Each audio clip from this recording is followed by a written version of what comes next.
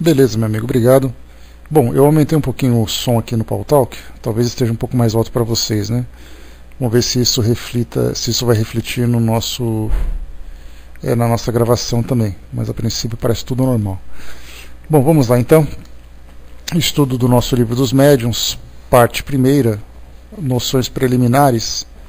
Nós estamos no capítulo 2, o maravilhoso e o sobrenatural, o item 7. Nós fizemos a introdução no nosso estudo anterior, fizemos uma revisão do capítulo 1, né, o que trata nessa pergunta se há espíritos, e agora a gente vai para o capítulo 2, que nós chegamos a esboçar ali um pequeno início, mas acabamos ali entrando numa linha de raciocínio que nós não demos continuidade no nosso trabalho. Então aqui no item 7 para todos nós. Pessoal, talvez tenha algum barulho de fundo aqui em casa, que vai ter aqui uma mexida Tudo bom, seu Carlos? Uma pequena reforma aqui em casa, então se por acaso houver barulho de fundo, vocês não se incomodem, que tá tudo normal aqui a princípio, tá bom? Bom, vamos lá, então a gente já começa aqui fazendo no nosso item 7, dizendo para nós aqui então, Kardec no seu raciocínio. Se a crença nos espíritos e nas manifestações fosse uma concepção isolada, o produto de um sistema, poderia com certa razão ser suspeita de ilusória. Mas quem nos diz, então, porque ela se encontra tão viva entre todos os povos antigos e modernos, nos livros santos de todas as religiões conhecidas? Aqui nesse início, né, a gente lembra que quando se fala sobre a relação do homem com o mundo espiritual, o que Kardec sugeriu nessa colocação a respeito dos sistemas, a respeito da visão que se cria para poder fazer determinadas afirmações, porque muitas vezes a gente lembra que o homem cria as suas próprias ideias e alimenta para fazer com que ela se torne uma verdade. E aí então, mas chega um momento em que ela por si só, ela se implode, né? Ela se dissipa. E aí então, quando se fala sobre, aqui nessa passagem, aqui Kardec coloca que desde os tempos mais antigos, desde os tempos mais passados, né, lá no Antigo Testamento, quando se fala no Novo Testamento, quando se fala sobre, no Oriente também nós temos muitos relatos, nos países africanos e tudo mais, no nosso passado mais distante e também mais próximo, nós temos ali relatos a esse respeito. Então mostra que não é uma invenção localizada, não é um sistema constituído apenas de uma ideia focada num determinado período, num determinado grupo, numa determinada região. Ele é dissipado em todos os tempos. Então mostra que isso não é um privilégio, né? Não é o privilégio de um pequeno grupo que presencia esses fenômenos, mas ele acaba sendo diluído em todos os lugares. Isso, dizem alguns críticos, é porque o homem, em todos os tempos, teve amor ao maravilhoso. Mas o que é maravilhoso, segundo vós? Aquilo que é sobrenatural. E que entendeis por sobrenatural? O que é contrário às leis da natureza? Né? Então aqui quando se fala sobre essa questão do sobrenatural, né? A minha gravação anterior, não entendi, meu amigo. Me explica de novo, irmão X. A minha gravação anterior. É mesmo? Estranho, porque não tem nada de diferente aqui. A princípio não tem nada de estranho. Ficou? Não mexi em nada, eu juro. Talvez seja um lagzinho que esteja aqui. Tá, beleza, então vamos lá. Então quando você fala sobre o maravilhoso e o sobrenatural, como Kardec coloca, que o homem sempre teve tendência a essa ideia do maravilhoso, dá para ver, né, na própria história, que o homem sempre teve essa ideia de se deslumbrar com os fenômenos da natureza, quando ele colocava como sendo os deuses presentes nos trovões, nos relâmpagos, no fogo, nos eclipses, quando tinha aqueles grandes fenômenos, no sol, na lua, na chuva, no vento. Então ele se deslumbrava com aquilo que ele não conhecia. Então na verdade ele colocava a relação de si mesmo com o mundo espiritual baseado naquilo que ele não conhecia como fenômeno natural. Mas a partir do momento em que a própria natureza foi oferecendo ao homem condições para que ele pudesse analisar e entender o que acontecia à sua volta. Isso se deu através da ciência que o homem foi desenvolvendo. Então o conhecimento científico para ele acabou fazendo com que ele fosse mais analítico, né? E isso acabou, digamos assim, se tornando uma faca de dois gumes, que se por um lado fez com que o homem ficasse com os pés no chão diante da análise desses fenômenos, não colocando nenhuma atribuição divina, nenhuma atribuição sobrenatural nas leis que ele não conhecia, por outro lado ele acabou ficando muito cético. E quando ele tinha a presença do mundo espiritual perto de si, quando ele tinha uma manifestação divina, né, como por exemplo, quando se fala em manifestação divina, a gente não fala de milagre, mas a concepção da própria vida. Uma criança que nasce nada mais é do que um milagre da vida, nada mais é do que um toque divino, né, na sua obra, em toda a sua criação. Então, dentro da visão científica, ele fala: é o acaso, é a natureza que agiu, a criança nasceu por nascer, a consciência dela é uma consequência natural da sua própria existência, não tem nada de divino aí. Não tem nada de misterioso. Isso é a própria natureza que resolveu esse problema. Então, por um lado ele pôs os pés no chão, por outro ele acabou se tornando cético, né? Então, o homem precisava ali encontrar o equilíbrio na fronteira dessas duas situações para poder entender exatamente aquilo que a sua razão pode explicar e aquilo que é uma inteligência superior que rege, que governa a sua vida. Continua para nós aqui então. O que é contrário às leis da natureza, isso na visão do homem sendo sobrenatural. Então conheceis tão bem essas leis que podeis marcar limites ao poder de Deus? Muito bem. Provai então que a existência dos espíritos e suas manifestações são contrárias à lei da natureza, e elas não são e não podem ser uma dessas leis. Aqui ele já fala que as leis da natureza, elas são sustentadas pelo conhecimento que o homem adquiriu, que o homem desenvolveu, analisando o ambiente que o cerca.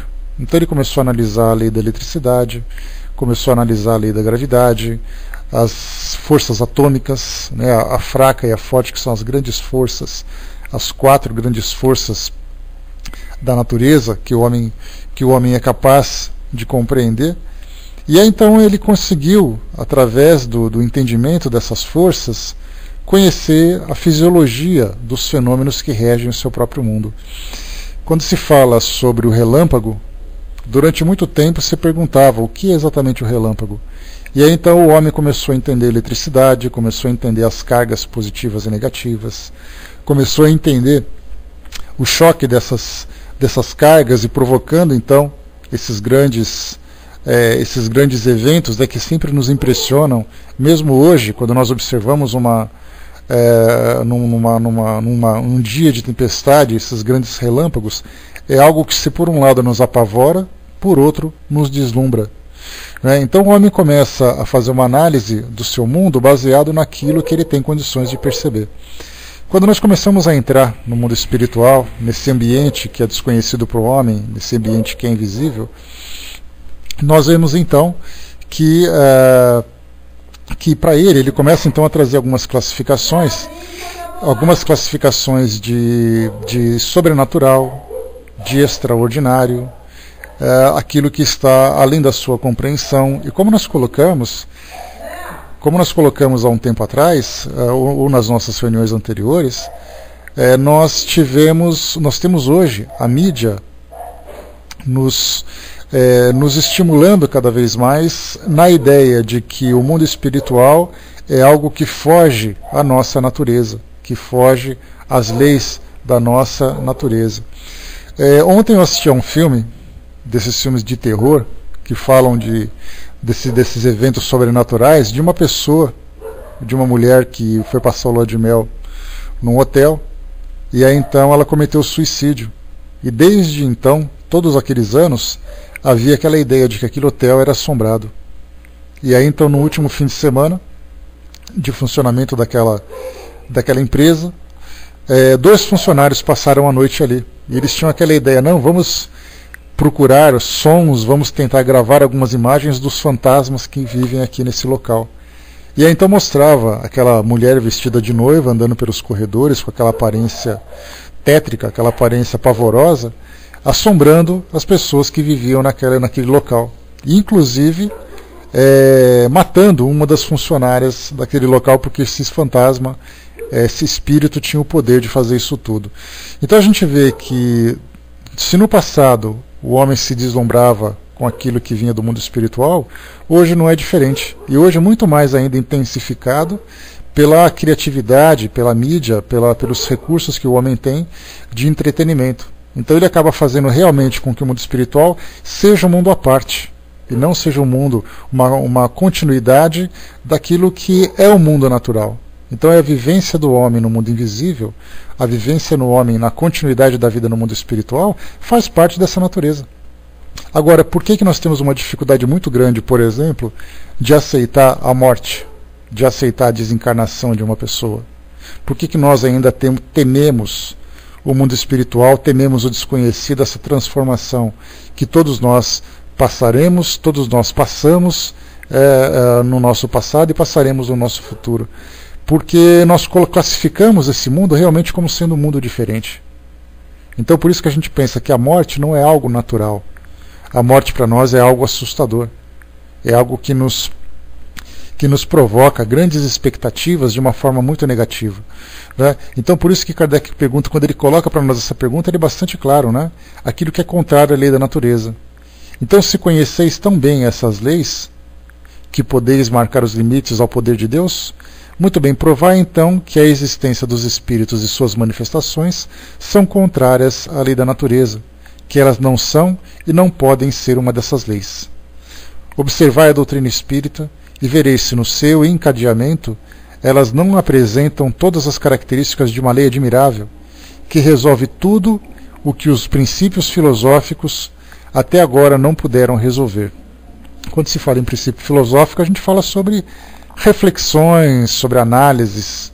E só que em torno de reflexão e de análise, se nós não incorporarmos, mesmo que seja uma informação não sustentada pela nossa ciência tradicional, pela nossa ciência convencional, nós continuaremos ainda no campo das divagações. A gente pensa, será que é, será que não é?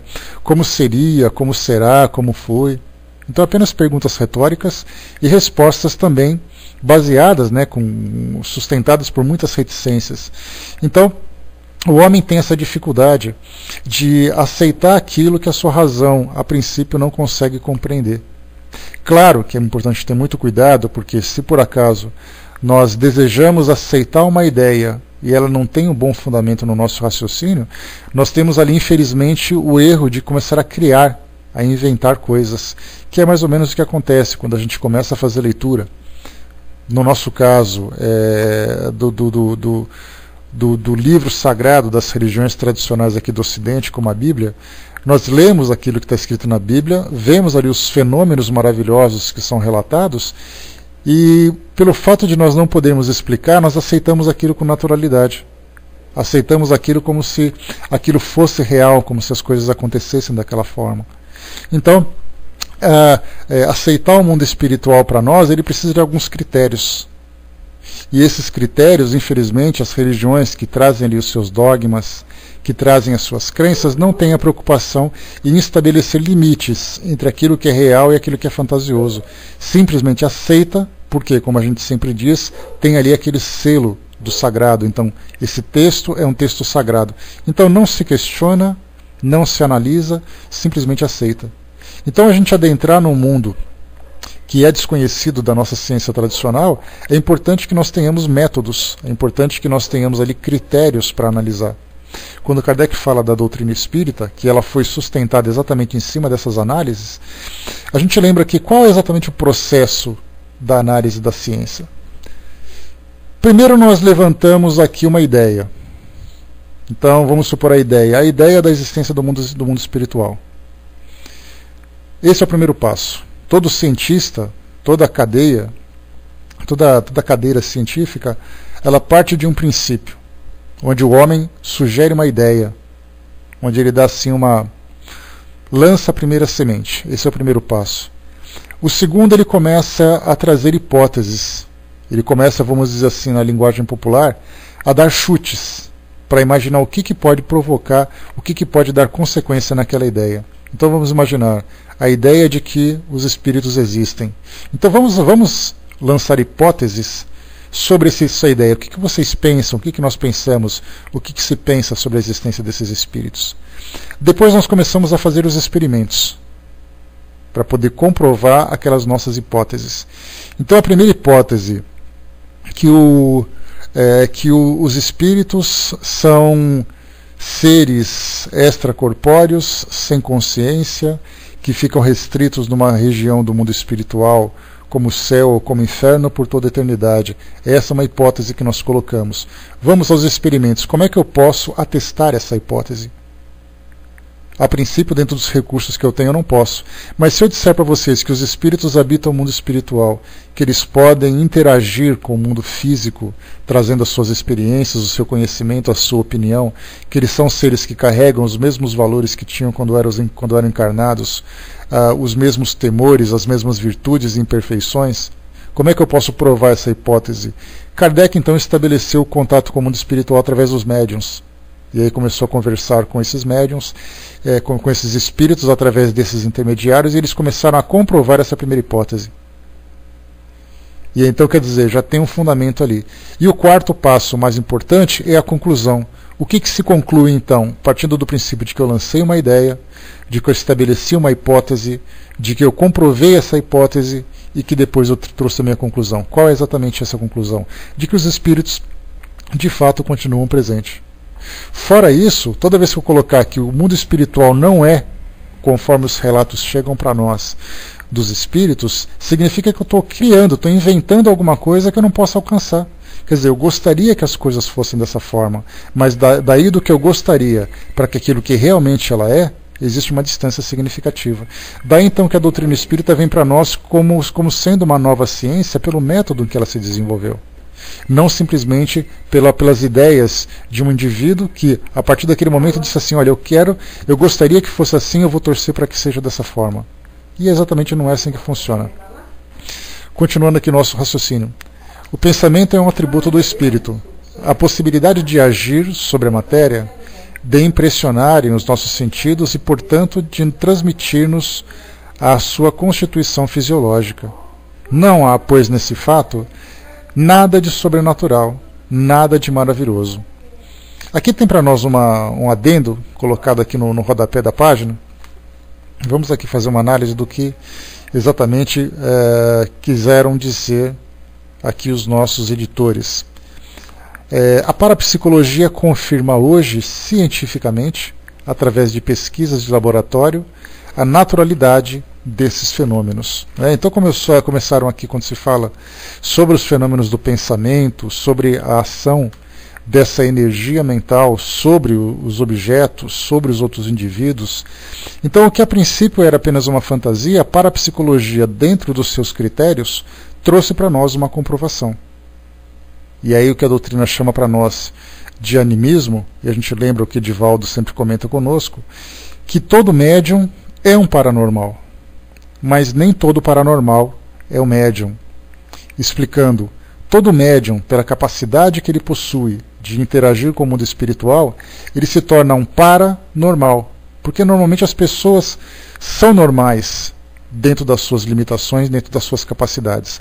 Quando se fala em paranormalidade, significa que o indivíduo, que a princípio seria como normal, tem atributos que a maioria das pessoas não tem. Então ele se torna um paranormal. Tem capacidades sobrenaturais, aquilo que está sobre o próprio natural. Aquilo que é extraordinário. O ordinário é aquilo que está dentro da ordem natural. O extraordinário é aquilo que extrapola esse limite. Então, a parapsicologia começou a analisar esses indivíduos. Então, todo médium é um paranormal pelas suas capacidades. Mas nem todo paranormal é o médium. O que significa isso? Que quando eu sou paranormal, significa que eu tenho alguns atributos, mas não significa necessariamente que eu tenha a capacidade de conversar com o mundo espiritual.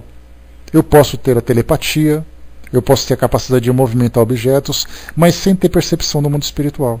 Isso mostra que eu sou paranormal, mas eu não sou médium. Mas sendo médium, automaticamente eu já sou paranormal pela própria condição em que eu me encontro. Exatamente, né? A Ju lembrou aqui que ele sempre lembra que a paranormalidade, nem toda paranormalidade é a mediunidade. Por isso que a doutrina separa em dois critérios diferentes nesse tipo de estudo. Quando se fala sobre paranormalidade, a gente pode considerar como sendo o animismo. Muitos desses fenômenos paranormais. Animismo, ou seja, um atributo da própria alma. Eu sou capaz, né, de utilizar esses meus atributos para realizar, para provocar alguns tipos de fenômenos. Então isso é o animismo. Mas a partir do momento em que eu entro em contato com o mundo espiritual, isso se torna, me coloca na condição de medianeiro, de intermediário entre esses dois mundos. Daí então me tornar médium também. Então, como diz Kardec aqui para nós, não há, pois, nesse fato nada de sobrenatural, nada de maravilhoso, quando nós estudamos a possibilidade de agir o pensamento sobre a matéria. Mas que um homem morto, e bem morto, possa ressuscitar corporalmente, que os seus membros dispersos se reúnam para restabelecer-lhe o corpo, eis o que é maravilhoso, sobrenatural, fantástico. Aqui ele já lembra sobre a ressurreição, que é uma ideia trazida para nós pelas religiões tradicionais, que vai chegar o dia do juízo final, em que os mortos se levantarão de seus túmulos. Naturalmente que hoje, a própria visão que nós temos da ressurreição, ou seja, que a sociedade tem da ressurreição, já começa a trazer para nós assim, olha, a ressurreição vai ser em espírito e não em carne. Mas existem ainda algumas linhas de pensamento religioso, sem estudos fundamentados, apenas baseados em crença, que falam realmente que vai chegar um dia em que os mortos se levantarão dos túmulos. Quando se fala em mortos se levantarem dos túmulos, você fala de cadáveres retomando a sua vida e se levantando e saindo andando. Então, isso sim pode ser considerado como maravilhoso.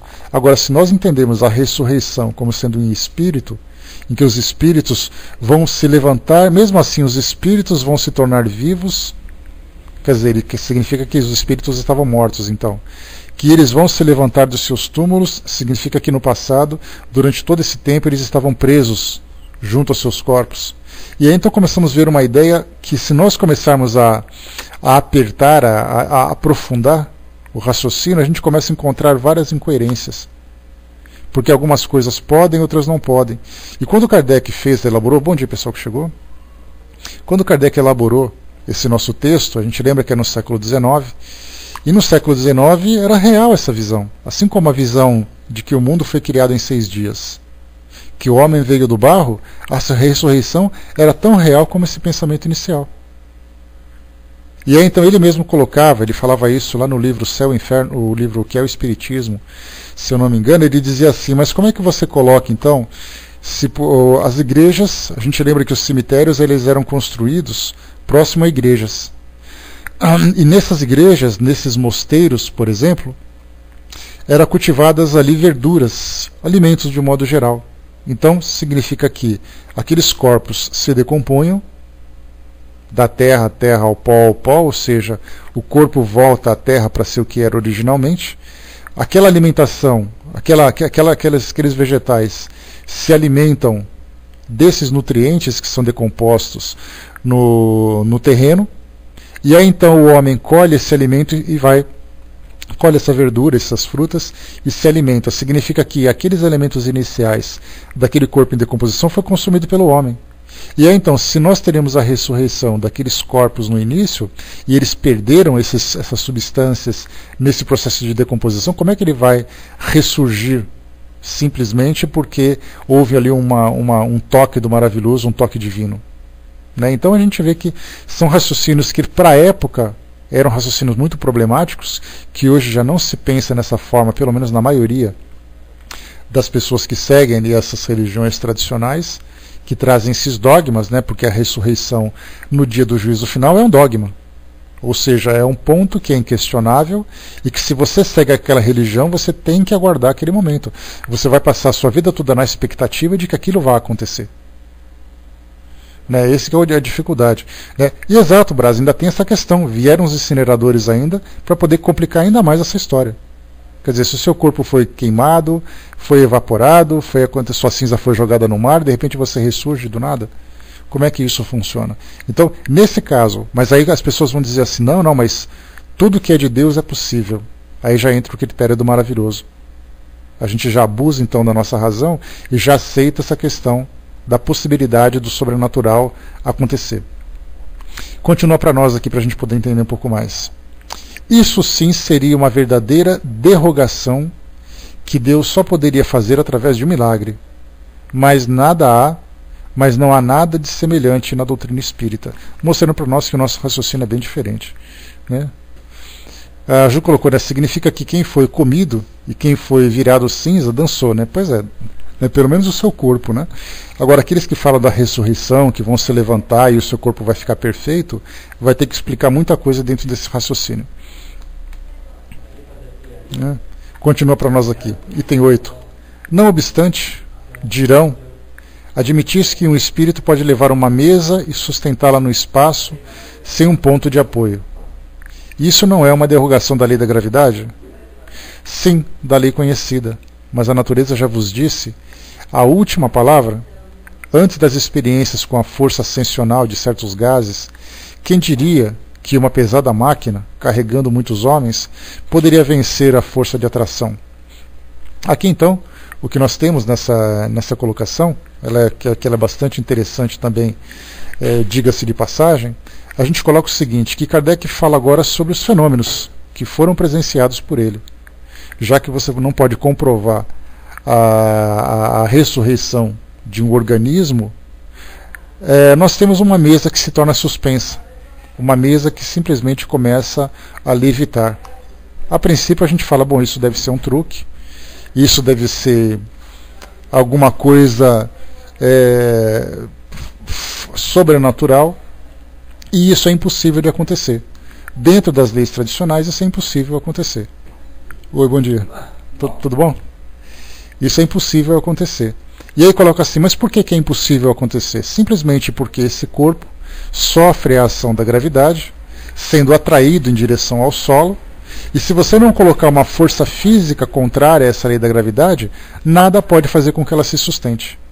Essa era aquela visão na época e é uma visão presente ainda também.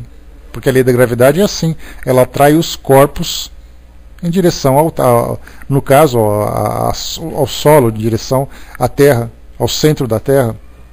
Mas esse fenômeno aconteceu. Como é que isso é possível? Kardec coloca, bom, se a lei da gravidade não permite que isso aconteça, da mesma forma que nós não conseguimos ainda entender, da mesma forma que nós não conseguimos ainda entender a ação dessa lei da gravidade, nós temos ali os gases, por exemplo. Olha o máximo que Kardec coloca para nós aqui, né? Isso não é uma derrogação da lei da gravidade? Antes das experiências com a força ascensional de certos gases, ou seja, aquela força de suspensão. Os gases aquecidos, ou aqueles gases que são mais leves que o oxigênio, levam um balão. Porque o balão era a máquina extraordinária da época. Ninguém se via capaz de fazer com que um instrumento, um equipamento daquele tamanho, daquele peso, pudesse flutuar. Basta a gente poder carregar, para quem já viu o balão de perto, esses balões de transporte, o peso do cesto, o peso do balão propriamente dito, é algo assim que uma pessoa só não consegue carregar. Várias pessoas juntas precisam poder fazer com que ele levante. Mas então você pega assim um gás que consegue fazer com que tudo isso seja suspenso, tudo isso se eleve. E aí então temos ali uma situação. E olha que nessa época não se fala nem em lei da aerodinâmica. Porque se um balão pode ser sustentado, você fala sobre os gases, essa ideia da força ascensional de certos gases que consegue levantar. E quando a gente fala sobre pressão atmosférica, fala sobre aerodinâmica, em que nós temos uma máquina que pesa toneladas, consiga simplesmente flutuar, ou sair andando, né, saindo voando. Nessa época não se estudava, mas a gente tem hoje esse sistema também. Então são leis que são para nós desconhecidas. E é interessante a gente perceber que primeiro se estuda a gravidade, depois se estuda os gases, depois se estuda a pressão atmosférica, a aerodinâmica. Então nós estamos aprendendo a conhecer algumas leis. Mas será que nós já conhecemos todas elas? Quando se fala sobre a suspensão de uma mesa pela ação do mundo espiritual, através de fluidos, esses fluidos também não são conhecidos hoje pela ciência. Esses fluidos são simplesmente, a princípio, teorias sustentadas por uma doutrina que tem ali uma característica religiosa. Então a ciência vai dizer assim, olha, quer saber? Então isso não me interessa. Não me interessa porque a ciência não se mistura com a religião. Porque a doutrina espírita ela é vista como uma religião tradicional, com dogmas e com situações semelhantes àquelas outras, aquilo que os outros já apresentaram. Né? Então não se mistura nesse sentido. E continua para nós aqui. Aos olhos do vulgo, ou seja, aos olhos da população comum, isso não deveria parecer maravilhoso, diabólico? Aquele que se propusesse a transmitir a um século uma mensagem de 500 léguas de distância e obter a resposta de alguns minutos passaria por louco. Se o fizesse, acreditariam que tinha o diabo às suas ordens, pois então só o diabo era capaz de andar tão ligeiro. Por que, pois, um fluido desconhecido não poderia, em dadas circunstâncias, contrabalancear o efeito da gravidade, como o hidrogênio contrabalança o peso do balão? Aqui, quando se fala sobre uma mensagem que vai através de cabo, de um telégrafo, né, com tantas léguas de distância, a gente nem entra muito nesse critério, porque hoje a nossa tecnologia provocaria uma surpresa muito maior. Imagina se a gente tivesse uma máquina do tempo hoje, e nós fôssemos transportados para a época de Kardec, carregando laptops, carregando celulares, carregando GPS. Como seria isso naquela época? De você pegar um celular e começar a conversar, e Kardec só olhando para você, né, do que isso é feito. E aqueles que seriam tradicionais diriam assim, isso aí só pode ser coisa do diabo. Para a gente poder ver a ignorância do homem como as coisas são, a gente lembra que não há muito tempo, a coisa de 40 anos mais ou menos, os transplantes de coração eram considerados ações demoníacas pela Igreja Católica. Coisa de 40, 50 anos. Já que os transplantes começaram a se desenvolver nessa época, começaram a acontecer nessa época. Então nós vemos exatamente como as coisas são. Que são pequenos detalhes simples que são desconhecidos para todos nós, que de repente acaba se tornando algo extraordinário pelo fato de fugir do nosso conhecimento naquele momento. E continua para nós aqui também. Isto, notemos de passagem, é apenas uma comparação, feita unicamente para mostrar, por analogia, que o fato não é fisicamente impossível. Não se trata de identificar uma coisa a outra. Ora, foi precisamente quando os sábios, ao observarem essas espécies de fenômenos, quiseram proceder por identificação que acabaram se enganando. Né? Ou seja, quando começa a observar alguns fenômenos, é natural que nós façamos comparação com aquilo que a gente conhece. Ou seja, vejo ali a comunicação dos espíritos. Como é que eu posso justificar essa comunicação? Aí então eu começo a utilizar todas as teorias que são conhecidas para todos nós. Quando eu vejo um fenômeno físico acontecendo, uma mesa em suspensão, um objeto se deslocando de um local para outro, nós começamos a utilizar então os elementos que nós conhecemos. O próprio Kardec fazia isso. Ele dizia que se por acaso na época das mesas girantes aquilo de fato acontecesse, das duas uma, ou era o magnetismo, que tinha essa capacidade de movimentar objetos, e de fato tem. Isso pode ser facilmente comprovado nas nossas residências. Você pega um ímã, coloca perto de um metal, esse metal é atraído. Então vemos ali o magnetismo agindo sobre um corpo material. Ou mesmo a eletricidade. A eletricidade, nós também sabemos, como já conversamos, ela é capaz de incendiar uma floresta inteira. Ela é capaz de derrubar um prédio, dependendo da sua intensidade e dependendo da forma como o impacto acontece. Então, pode ser eletricidade ou pode ser magnetismo. Muito bem. Só que naquele momento, as perguntas começaram a surgir e as respostas começaram a aparecer. Aí vemos que tanto o magnetismo como a eletricidade não são capazes de trazer essa resposta. E aí então foi exatamente que, fazendo uma comparação, começaram a perceber, não é eletricidade, não é o magnetismo. Então pode ser a parapsicologia, pode ser um fenômeno parapsicológico que na época não era estudado dessa forma, porque a parapsicologia só veio a partir da década de 20, década de 30 do século passado. Mas assim, a capacidade, a potência do homem era conhecida, ela só não era estudada, né? Porque isso não é coisa da atualidade. Isso não é algo atual, isso é algo de todos os tempos. Quando se fala em fenômeno, nós falamos de história, não falamos de um evento específico. E aí então começaram a fazer comparação sem encontrar uma resposta clara, sem encontrar uma resposta precisa. Continua para nós aqui. De resto, o fato existe e todas as negações não poderiam destruí-lo, porque negar não é provar. E aqui então é que eu falava, né? Olha, isso não é possível acontecer. Tá, não é possível, você não tem explicação, mas a coisa está acontecendo, e aí? Muitos dos cientistas falaram, olha, quer saber? Eu não vou me mexer com isso, eu não vou me interessar por isso, porque isso vai acabar caindo no ridículo, a minha reputação pode ser manchada, e começaram então aquela questão do orgulho entrar como um critério de se envolver ou não se envolver. A mesma coisa acontece também com relação hoje à mediunidade. Quando se fala sobre o médium, e nós temos ali aqueles que são bastante conhecidos, como foi o caso do Chico Xavier, que na sua época foi estudado por alguns cientistas. Temos ali relatos de que vieram cientistas da NASA para entender exatamente esse potencial mediúnico dele, não porque ficaram curiosos, olha, tem um médium no Brasil que ele fala com os espíritos. Mas a questão é, do que nós podemos aproveitar desse potencial? Como foram estudados também vários paranormais, na década de 60, década de 70, que nós vamos estudar esses vídeos, como eu comentei com vocês, principalmente entre União Soviética e Estados Unidos. Porque a aplicação dos fenômenos paranormais é o seguinte: se eu tenho uma capacidade de telecinesia, que significa movimentar, tele significa distância, cinesia significa movimento. Então, quer dizer, movimentar alguma coisa à distância. A ideia que eles tinham era de que, por exemplo, você pudesse parar o coração de alguém. Você é um líder militar, você é um espião, e eu, com o meu poder da mente, eu sou capaz de matar você. Essa era a aplicação que essas potências tinham. Para aquele que tinha telepatia, ou seja, você tem uma conexão mental à distância.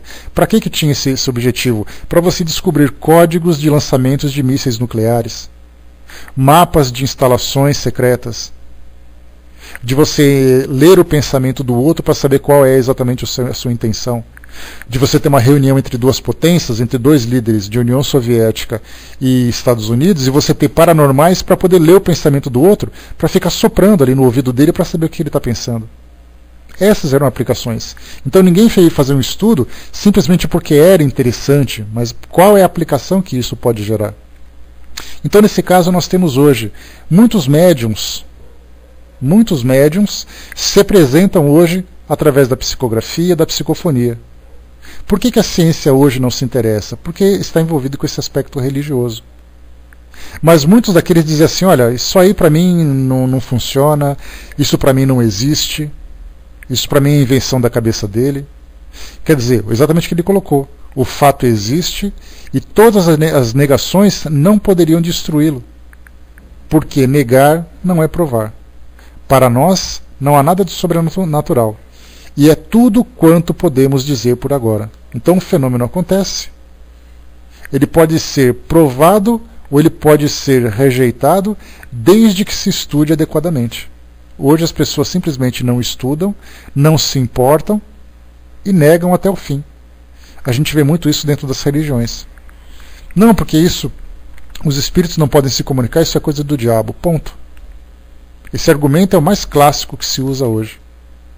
Ou então, dentro do lado científico, fala que isso é alucinação. O Chico, por exemplo, já foi taxado de uma pessoa que sofre de alucinação, de desequilíbrio mental, de charlatão. Todos esses sistemas, como nós comentamos, eram utilizados e são utilizados até hoje para justificar a mediunidade, ou seja, nega a mediunidade e começa a colocar outras situações, outros atributos ou outros adjetivos para poder justificar. Só que isso não invalida o fenômeno por si mesmo. Ele continua acontecendo, sempre aconteceu e continuará acontecendo, com interesse ou não das religiões ou da ciência. Ele simplesmente vai acontecer. Item 9. Se o fato está provado, dirão, nós o aceitamos. E aceitamos até mesmo a causa que lhes atribuís, ou seja, a de um fluido desconhecido. Isso falando dos fenômenos físicos agora. Mas quem prova a intervenção dos espíritos? É isso que está o maravilhoso e o sobrenatural. Então, nesse caso, mostra assim, tá, é possível haver essa movimentação, é possível que haja fluidos que nós desconhecemos, o magnetismo é um fluido, o magnetismo, lembrando que hoje nós temos ali as experiências com trens andando em suspensão nos trilhos, eles não tocam os trilhos, simplesmente deslizam sobre ele, isso é a força do magnetismo. Então, é um fluido invisível que nós não conhecemos. E aí, então, dirão assim, tá bom, então, já que isso é possível acontecer, é um tipo de fluido. Que tipo de fluido é esse? É um tipo de fluido que é utilizado pelos espíritos. Aí, então, já entra a questão do maravilhoso sobrenatural. Ah, mas os espíritos fazem isso? Será que eles podem? Será que eles não podem fazer? O Brás colocou, né, para um religioso nato, é mais fácil acreditar na baleia de Jonas. Pois é aquela história que Jonas ficou ali 3 dias na barriga de uma baleia, e isso aí mostra a fé daquele indivíduo. Né? Então isso é possível acontecer. Porque não se questiona aquilo que vem com o rótulo do religioso. E continua. Seria necessário, nesse caso, toda uma demonstração que não seria cabível e constituiria, aliás, uma redundância, porque ela ressalta de todo o ensino. Entretanto, para resumir em 2 palavras, diremos que, teoricamente, ela se funda nesse princípio. Todo efeito inteligente deve ter uma causa inteligente. Isso aqui é um axioma, né? Ou seja, é um daqueles princípios inquestionáveis que a ciência utiliza. Se você detecta um evento com uma característica inteligente, significa que uma força inteligente o provocou. Porque não podemos simplesmente imaginar que o acaso foi capaz de criar alguma coisa e acertar com critérios, desenvolvê-la com inteligência, com razão. A própria justificativa que Kardec coloca lá no livro A Gênese, quando ele dedica um capítulo inteiramente à análise de Deus, para poder entender que Deus não é simplesmente uma crença de você acreditar que existe um Criador. Mas ele coloca assim, olha, tudo bem, se você quer analisar a existência de uma força superior, você tem que analisar pelas suas obras. Aí ele dizia assim, se você encontrar, a gente pode analisar, né, com outras palavras, se nós fizéssemos uma escavação num determinado campo e encontrássemos ali alguns resquícios de objetos que estavam enterrados, e nós fizéssemos uma análise de datação, a utilidade e a aplicação daqueles objetos, nós teríamos uma característica daqueles que construíram esse objeto. Se nós encontrarmos vaso, nós veremos ali um grupo de indivíduos que é capaz de construir um vaso. Se nós encontramos ali uma flecha construída de pedra, nós teremos ali indivíduos com capacidade limitada para construir objetos de pedra. Agora, se nós encontrarmos um relógio enterrado, esse relógio enterrado, então, significa que esse relógio foi construído por alguém que tem uma inteligência mais desenvolvida. Mas e se nós começarmos a avançar um pouco mais e imaginarmos as galáxias? Começarmos a analisar os planetas, começarmos a analisar a vida, veremos então ali que essas criações vieram de um Criador. O nome que se dá a esse Criador, por isso que os Espíritos colocam na primeira questão do Livro dos Espíritos, Deus é a inteligência suprema, a causa primeira de todas as coisas. Não coloca ele como Papai do Céu, não coloca ele como Pai, como Criador, não coloca nada, coloca simplesmente como inteligência suprema. Uma inteligência que está acima de nossa compreensão e que tem a capacidade de criar todos esses elementos que foram observados. Então você analisa o Criador pela sua criatura. Você analisa o efeito pela sua causa. Se o efeito é inteligente, a causa é inteligente. Se o efeito é simplesmente mecânico, significa que a força é simplesmente mecânica. Continua para nós aqui.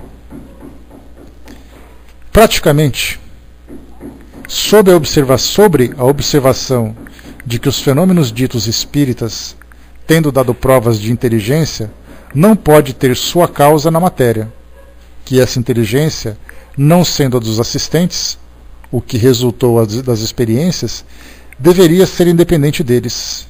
E desde que não se via o ser que os produzia, devia tratar-se de um ser invisível, ao qual se deu o nome de espírito. Não é mais do que a alma dos que viveram corporalmente e aos quais a morte despojou do seu grosseiro envoltório visível, deixando-lhes apenas o envoltório etéreo, invisível ao estado natural.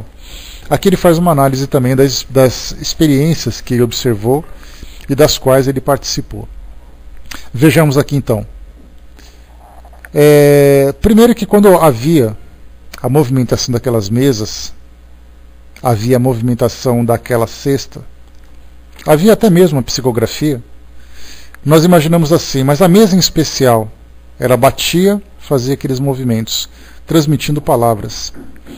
E ele dizia assim, né, o Kardec sempre comenta isso nas suas histórias, principalmente as que foram relatadas no seu livro Obras Póstumas, mostra ali que ele ficou desconfiado daquele convite, né, que olha, as mesas estão se movimentando. Se as mesas estão se movimentando, então ele colocava assim, eu só acredito que essa mesa fala se eu encontrar nela nervos. Nervos que falam, nervos que pensam. E aí então eu vou entender que essa mesa de fato está viva.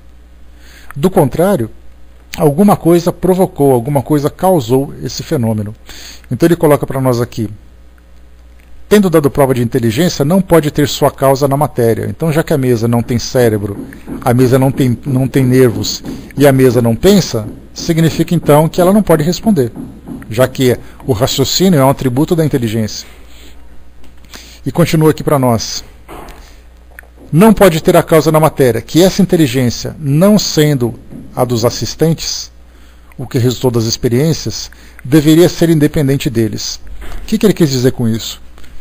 Que muitas das informações que chegavam até as pessoas que estavam presentes fugia do conhecimento deles.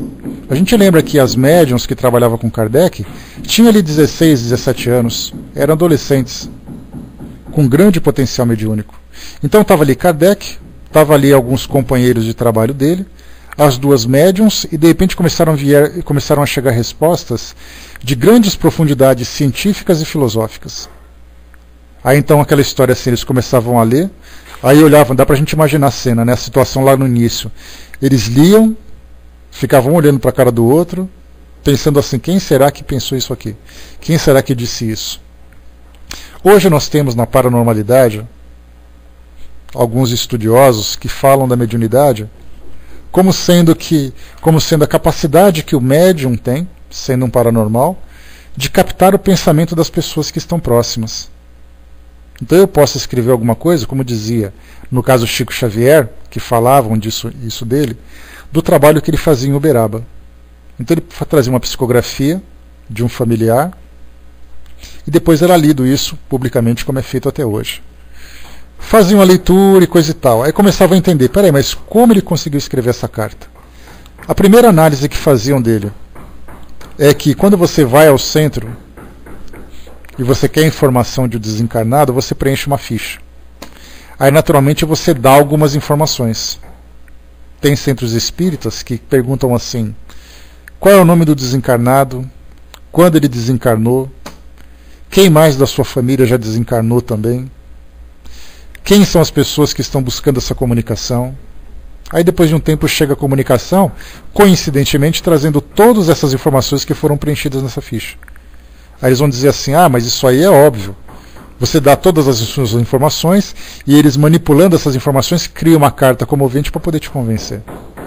Em Uberaba você dava o nome do desencarnado e a data em que ele desencarnou. E a partir dali chegavam as comunicações, trazendo para nós informações de desencarnados, informações pessoais, informações de situações particulares e tudo mais. Aí então o primeiro sistema de dizer que a psicografia foi elaborada em torno das informações que foram transmitidas, esse sistema já foi descartado no caso do trabalho que era feito lá através do Chico, porque ele não tinha informação suficiente para elaborar cartas tão complexas nesse sentido. Muito bem. A segunda justificativa é porque ele conseguia captar o pensamento das pessoas que estavam na plateia. Então ele ficava mentalizando, então ele começava a receber informações e de repente era simplesmente uma função telepática. Ele sentia, ele percebia o que as pessoas queriam e então ele escrevia Já falava então da telepatia, que é uma questão paranormal e não mediúnica necessariamente. Daí então a mesma coisa acontecia também na época de Kardec. Quando as informações começavam a chegar, eles perguntavam, mas essas pessoas que estão aqui não conhecem esse assunto, não conseguem explicar o que acontece, não conseguem falar sobre o universo, não conseguem falar sobre física, não conseguem falar sobre a formação da vida, não conseguem falar sobre a continuidade da vida no mundo espiritual. Então, se essas pessoas que estão aqui não conhecem esse assunto, qual é a fonte, qual é a origem dessas informações? Né? Essa é uma das informações, exatamente, né, o Brás, né, o nosso ilustre Padre Quevedo sempre tem essa ideia, né, que não é aquela questão de desmerecer a pessoa Chico Xavier, mas para analisar o fenômeno friamente. Ele sempre dizia assim, não, mas que ele é uma pessoa muito boa, isso é indiscutível, mas os fenômenos que ele provoca são explicados pela parapsicologia. E esses eram os argumentos que ele utilizava. Então, na verdade, é mais um sistema. Só que se por acaso chegam informações que nem a pessoa que estava encarnada, como costuma acontecer, né? A gente vê essas cartas, que chega assim, fulano está aqui conosco. Aí a pessoa lê a carta, mas eu não conheço essa pessoa. Aí começa a fazer uma pesquisa na família, vê que é a tia-avó que desencarnou há 50 anos, vê que era a vizinha da avó que fazia tal coisa, então ele não tinha acesso a essas informações. Então, nesse caso, nós temos o que ali? Que as pessoas realmente não tinham contato com essas informações. Percebiam então que a inteligência que deu essas respostas era independente daqueles que estavam presentes. Então a primeira questão, os fenômenos não eram fenômenos materiais porque eles davam respostas inteligentes. Segundo, as respostas, sendo inteligentes, mesmo sendo inteligentes, não eram de conhecimento das pessoas que estavam presentes. Consequentemente, eram de uma inteligência fora daquele ambiente, de uma inteligência extracorpórea. Terceiro,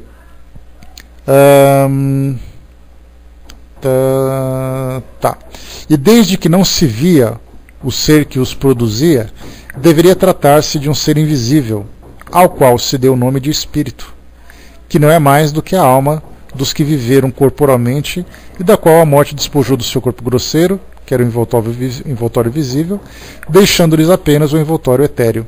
Então vemos ali, né, que era uma linha de raciocínio que ele foi seguindo, eliminando as impossibilidades. Olha, isso não pode ser, então descarta esse.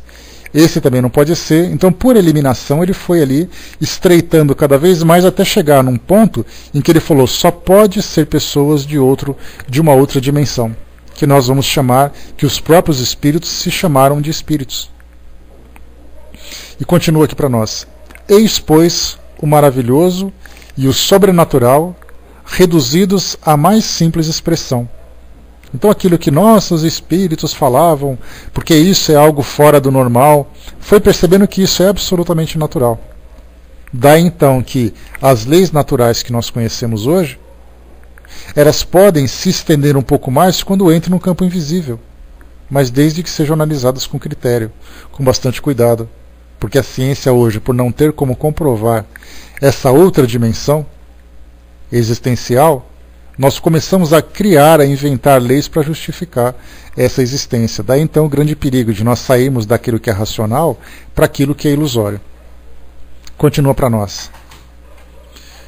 Constatada a existência dos seres invisíveis, sua ação sobre a matéria resulta da natureza do seu envoltório fluídico. Esta ação é inteligente, porque, ao morrer, eles perderam apenas o corpo, conservando a inteligência que constituiu a sua existência. Esta a chave de todos esses fenômenos considerados erroneamente sobrenaturais. A existência dos espíritos não decorre, pois, de um sistema pré-concebido, de uma hipótese imaginada para explicar os fatos, mas é o resultado de observações e a consequência natural da existência da alma. Aqui já é um fator importante. Porque dentro das crenças religiosas se fala sobre a alma, desde aquilo que é o mais elevado, daquilo que é o mais inferior, né? Quando a gente fala de fantasmas, almas penadas, quando se fala sobre santos, quando se fala sobre aparições, quando se fala sobre anjos, a aparição de Nossa Senhora e tudo mais, né? Todas essas aparições, todos esses fenômenos conforme o Kardec coloca para nós aqui, dentro da visão religiosa tradicional, é uma ideia pré-concebida. Ou seja, eu parto do princípio de que já existem, independente de eu ter comprovação. E, aliás, essa é hoje uma situação bastante peculiar, bastante delicada, quando nós pegamos hoje a Bíblia como sendo um livro sagrado. E quando começamos a analisar as informações que ali estão contidas, quando se fala sobre a criação do mundo, quando se fala sobre as manifestações espirituais, quando se fala sobre o dilúvio, quando se fala sobre Jesus, daquilo que aconteceu após a sua crucificação, e tantos outros fenômenos que são descritos, que são relatados na Bíblia, é muito comum aqueles que têm uma fé fervorosa e limitados pela crença dogmática, que diz para você tem que aceitar e você não pode questionar. Comece então a criar formas para justificar aqueles eventos. Eu já coloquei para vocês aqui há um tempo atrás, há mais ou menos uns 2 anos, quando nós estudamos esse assunto, eu falei para vocês de uma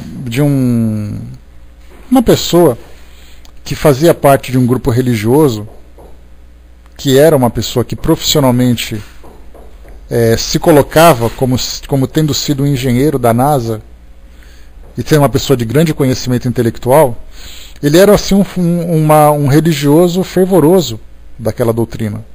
E aí então ele começou com o seu conhecimento científico, por ter estudado física, por ter estudado engenharia, por ter tido ali extensão universitária fazendo mestrado não sei do que e coisa e tal. Ele começou então a pegar a Bíblia e começou a utilizar informações da ciência para justificar a Bíblia. E não observar os fatos. Eu esqueci o nome dele, Brasil. Eu cheguei na época nós estudamos bastante sobre isso, pegamos informações e tudo mais, mas já faz bastante tempo eu já não lembro mais qual é o nome dele. Mas assim, ele pegava, por exemplo, que, para vocês terem uma ideia, a Bíblia diz, dentro do período da criação, analisando todas as informações que chegavam para nós, que o nosso planeta tem 6.000 anos. 6.000 anos. Porque fala da época de Abraão, a época de Moisés, as datações que foram passadas para nós, chegaram ali a 6.000 anos. Então ele dizia assim, é possível que o planeta tenha 6.000 anos. Aí então vieram aquelas argumentações contrárias. Mas quando você estuda a arqueologia, você encontra fósseis que têm mais de 1 milhão de anos, que têm 10 milhões de anos. Como é que você explica os fósseis com milhões de anos com relatos bíblicos de 6.000 e poucos anos? Aí então alguém em algum lugar disse que a datação de carbono 14, que é exatamente a tecnologia utilizada para datar a quantidade de carbono, a gente lembra o seguinte, que quando você está vivo, você se alimenta de plantas, de carne, e o carbono é um elemento abundante na natureza. Se você come uma verdura, uma alface numa salada, esse alface contém carbono. Se você come uma carne, essa carne veio de um animal que se alimentou de um vegetal que absorveu carbono. Então nosso corpo foi começando a ficar cada vez mais inundado desse carbono, desse elemento. Então nosso corpo ele é repleto de carbono. Quando você morre e você para de absorver, a cada período, vamos dizer assim, a cada 100 anos, você perde uma determinada quantidade de carbono do seu corpo. E aí então, com o passar do tempo, esse carbono vai se dissipando.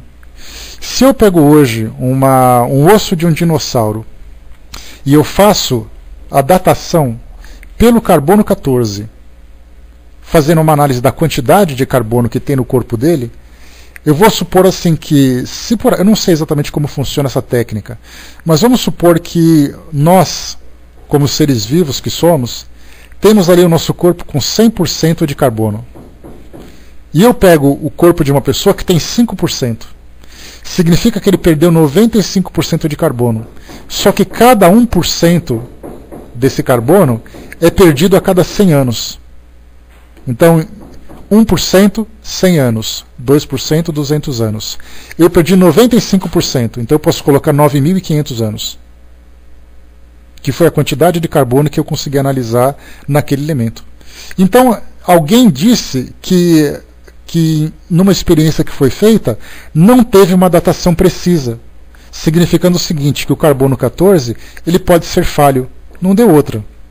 Essa pessoa pegou essa informação e falou assim, mas alguém falou que alguém escreveu um livro dizendo que o carbono é falho.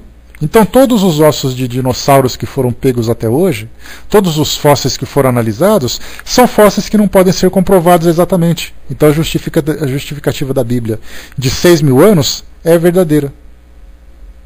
Então ele começa a inventar algumas coisas assim que são meio malucas. O próprio dilúvio, qual é a história do dilúvio? Que o planeta ficou encharcado, inundando todos os morros, até mesmo o Everest com seus 8.868 metros acima do nível do mar. Teve tanta água que não sobrou terra. Daí então Noé, com a sua família, pegou ali um casal de cada espécie e começou a navegar durante 40 dias e 40 noites, até que essa água começou a baixar, e então ele encontrou terra. Aquela história de que um pombinho foi lá e pegou um ramo de oliveira, e ele olhou e falou, nossa, temos aqui então uma planta que está viva. A pergunta é, de onde veio tanta água? E mais ainda, para onde foi tanta água?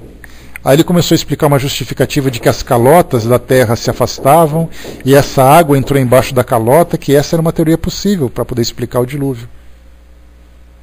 E a gente lembra um detalhe interessante. O nosso planeta tem aproximadamente 4,5 bilhões de anos. É o número que a gente não consegue dimensionar pela nossa capacidade, a limitação da nossa capacidade de raciocinar. A gente consegue pensar em 100 anos, 200 anos, mas quando se fala em bilhões de anos é algo que foge à nossa razão.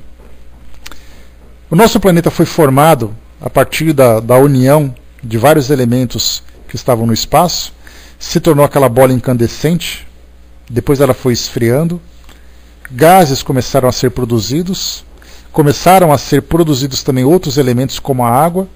E só para vocês terem uma ideia, a água que nós tomamos hoje, quando você abre a torneira, você vai na sua geladeira, você lava o seu quintal, essa água tem aproximadamente 2 bilhões de anos, porque ela simplesmente vai se reciclando. É a água que você usa, é a água que você joga fora, é a água que evapora, a água que se torna condensada pela chuva, que vai para o reservatório, e assim fica nesse ciclo há mais de 2 bilhões de anos. Então a nossa água é velha, não é água nova. A água que brota do solo foi a mesma água que foi absorvida do solo que veio da chuva. Então o oceano continua o mesmo, a água dos rios continuam as mesmas, a água da torneira continua a mesma. A diferença é que ela vai sendo constantemente reciclada. Então vemos assim teorias, como foi colocado para nós aqui, por Kardec, que muitas vezes a gente procura inventar histórias, inventar situações para poder justificar aquilo que a nossa inteligência não consegue entender. E até mais, justificar aquilo que nós queremos acreditar. Eu quero acreditar que o mundo foi criado em 6 dias. Então eu começo a inventar teorias para poder justificar essa situação, como foi o caso dessa pessoa que nós vimos. Uma outra situação interessante também, para a gente poder ver como a coisa acontece, do maravilhoso. Tem uma passagem na Bíblia, que eu não me lembro exatamente qual é o livro que faz esse relato, em que tribos monoteístas, tribos que já adoravam a esse Deus que nós conhecemos hoje, iam enfrentar alguns inimigos que tinham ali os seus deuses. E ia ser assim, aquela batalha sanguinária, como muitas das batalhas que são relatadas na Bíblia.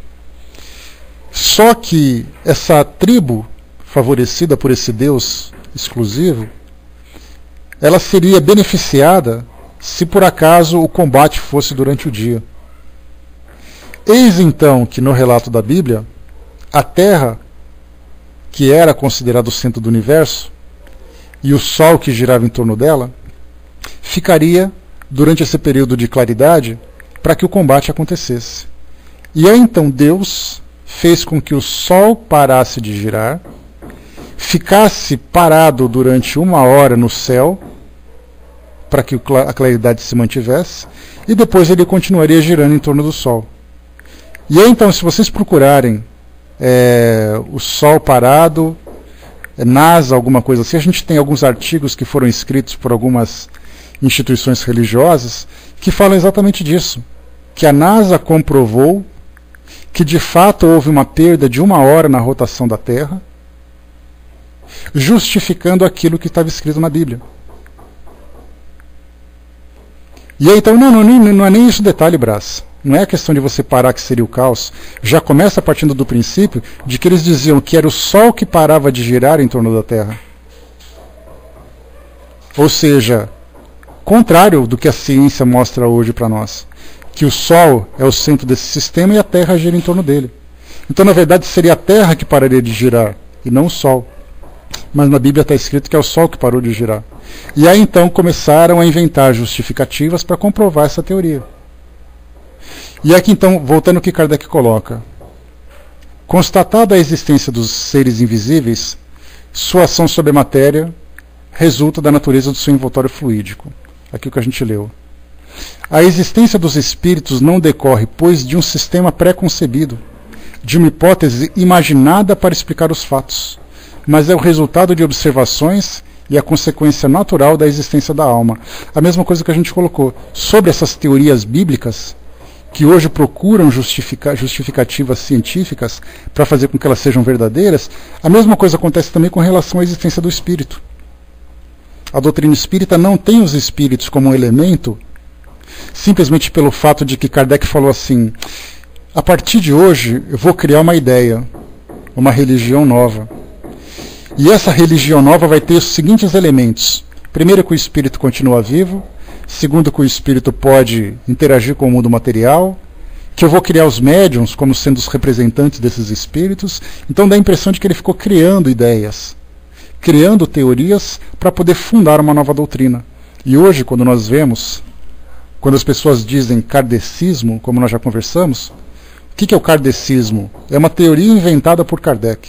É uma filosofia inventada por Kardec. O que é o cristianismo? É uma filosofia trazida pelo Cristo. O que é o budismo? Uma filosofia trazida pelo Buda.